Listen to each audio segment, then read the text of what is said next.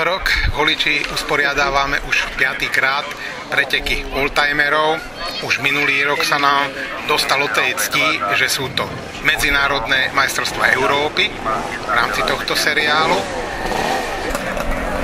Pretekajú tu pretekári pomaly z celej strednej Európy, či je to Nemecko, Rakúsko, Česko, sú tu z Talianska, Maďarska, samozrejme domáci matadori. Pred 6 rokmi sme založili tradíciu vždy posledný víkend. V septembri sa konajú v Holiči pivné slávnosti. Počas tých pivných slávností som sa stretol s mojím dlhoročným priateľom Petrom Balážom, ktorého poznám ešte z čias, keď môj nebohý otec jazdieval preteky, ale Peťo jazdieval na motorkách, môj otec jazdil na autách, ale jazdili pod Slovnaftom a on mi ponúkol tú možnosť, že skúsme Zdeno niečo vymysleť v Holíči, nejaký mestský okruh. Zo začiatku sa mi zdal, že je krátky, ale nakoniec, hlavne po tej tragédii, čo sa stala v Novom Meste nad Váhom, tak sme zistili, že je na takéto preteky úplne ideálny, lebo okruhy v meste sú nebezpečné, takže nemáme tu nejakú veľmi dlhú rovinku, na ktorej by sa dala dosiahnuť nejaká tá vyššia rýchlosť, ktorá by mohla byť už tým predmetom sváru a nedaj Pane Bože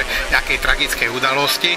Takže sa to rozbehlo, teraz je už 5. ročník a vždy všetci pretekári z tých spomínaných krajín sa nám tešia, lebo to zázemie, ktoré máme, to je historický areál, letné sídlo Habsburgovcov, ktoré pamätá ešte vládu cisárovny Márie Terézie, stojí za to a nikde nie je lepšie prostredie, príjemnejšie prostredie na to technické zázemie, tak ako je v Holíči na Holíckom zámku. Na Slovensku nie je, tuším, takéto pivné slávnosti s takouto dlhou tradíciou. Prečo to vzniklo, keďže v Holiči nejak pivo sa nikdy asi nevarilo? Tá tradícia pivárska tu nie je?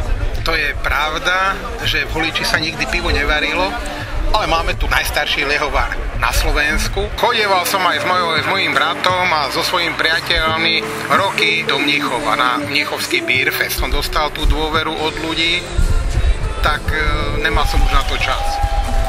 A hneď prvý rok primátorského obdobia v roku 2007 som hneď na začiatku povedal, že viem si predstaviť, že tú kvázi turisticko-cestovnú sezónu by sme mohli urobiť niečo na zámku v štýle Mníchovského Beerfestu.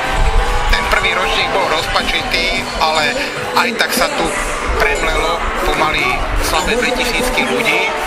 No a tie chyby, ktoré sa spravili, proste sme to tak utriasli, že dnes je už 6. ročník, minulý rok sa tu premlelo pomaly 4000 ľudí, takže už má svoju tradíciu, dovolím si tvrdiť, že má aj svoju patričnú úroveň a taktiež si dovolím tvrdiť, že je naozaj takým dôstojným vyvrcholením turisticko-cestovnej sezóny v Záhoráckom regióne.